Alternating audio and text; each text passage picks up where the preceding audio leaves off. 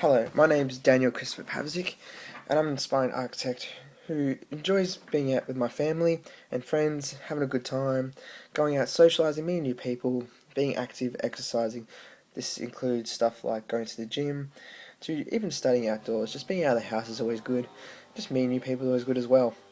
I'm a very laid-back type of person, very relaxed, but if I need to be, I'm very serious as well.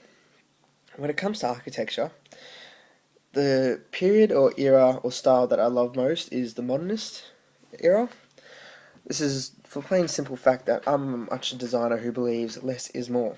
That you don't need to cramp a building with a bunch of ornaments or have all these radical designs or something happening when just to get a meaning out. Because I feel like the less you put into a building, you can get a better definition from it. So I look at a lot of the modernist architecture, architects such as Frank Lloyd Wright for starters. And one big one is Mies van der Rohe. Sorry, Ludwig Mies van der Rohe. Those are a couple of many architects that I look at. Just it, just the form. Overall, I believe that the form should follow the function of a building. This is why, since in the modernist architects, this was a big thing. This is why I follow them so much and I enjoy it so much. My favourite place is the city in general. For 2.5 years, I lived in Singapore, which is basically a city in itself because the country's so small. In that time, I learned how such habitable spaces can be created in a small area or small site area just through this mass high-rise buildings. And initially I always thought that these mass high-rise buildings never took into account sustainable design. They were just big concrete blocks.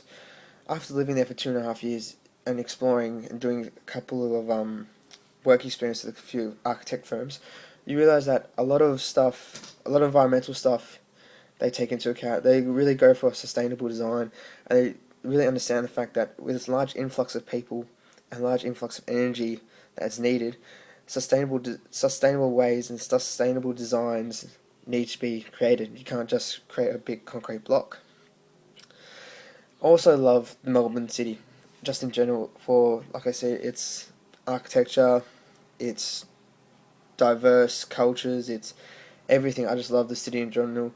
Melbourne City is just amazing. It's with Fed Square Exhibition Centre, South Bank. I just love the city in general, and it's just a great place to be and to meet new people, to have a coffee as well. So the way I would describe Melbourne is it's a very diverse area. It's a very diverse city which will always be expanding, which will always be growing no matter what. And the problem with this is at the moment in Victoria itself, at the moment we are building outwards, out of the city. The problem is that if with such an influx of people that's going to be coming in the future generations, is that no one will be wanting to drive 3 hours from, say, Werribee to get to the city that work 8 hours, an 8 hour day.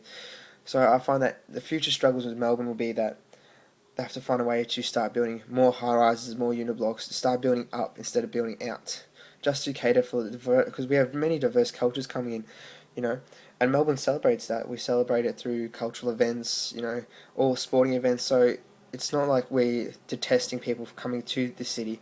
We're just encouraging more, which Melbourne will have to cater for.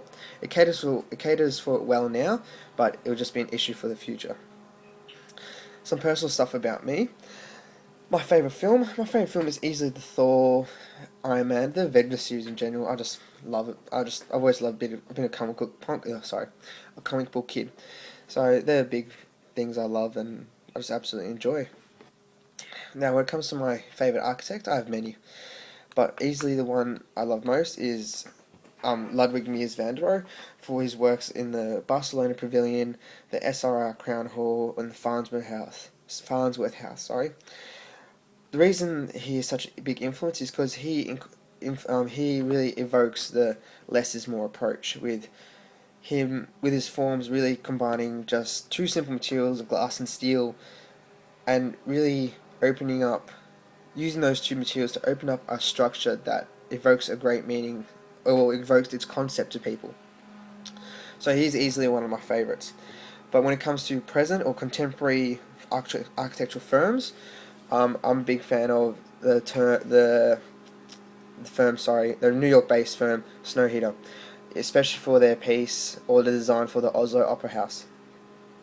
They're a very big firm which are, present day and designing for for future projects. Some in Dubai, Abu Dhabi, everywhere, and they're a big firm on sustainable design as well. So I believe that they're very good. Now, when it comes to my favorite book, it's easily it's The Language of Postmodern Architecture by Charles Jenks. The only reason for this is because when I initially saw architecture, it was just a building. It was just a structure. But this book has opened my eyes to it being a language and an art form itself.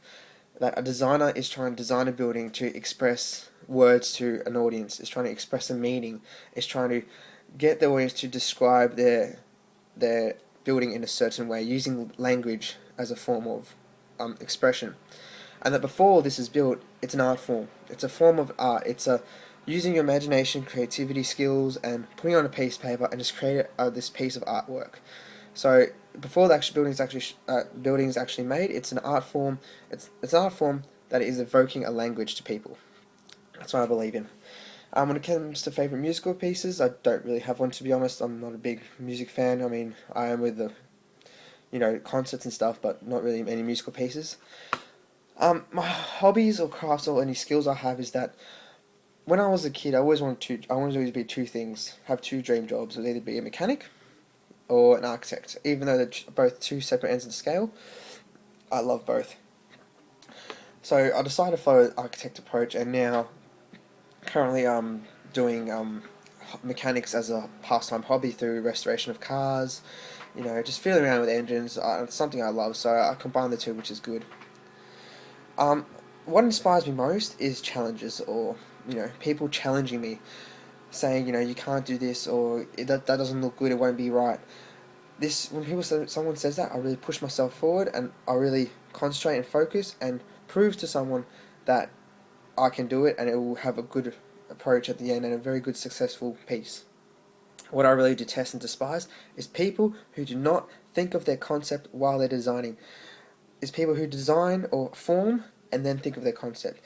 Because to be honest, my approach is how do you design a building without understanding your own concept? You need to understand your own concept before branching out. That's what I really despise and detest. And what really makes me unique is that I'm always trying to push myself. I'm always trying to improve from where I last stepped off. Because to me, design is never an ending thing. It's always designing a building and finishing a building is a choice. We choose to finish the design, but design in itself to me is never ending. It's always a process that can be updated, can keep going. So I always think that, if a design is not satisfactory to me, I'll keep going. I mean, if it's not for no one else, I'll do it for myself just to see what I can push from it. What could I have done differently? But yeah, so that's where I really think that, I really escalate. What makes me unique is just pushing myself, taking on challenges, and challenging people's ideas and concepts. So yeah, I'm Daniel Pavsic, and that's me, just trying to be an aspiring architect. Thank you.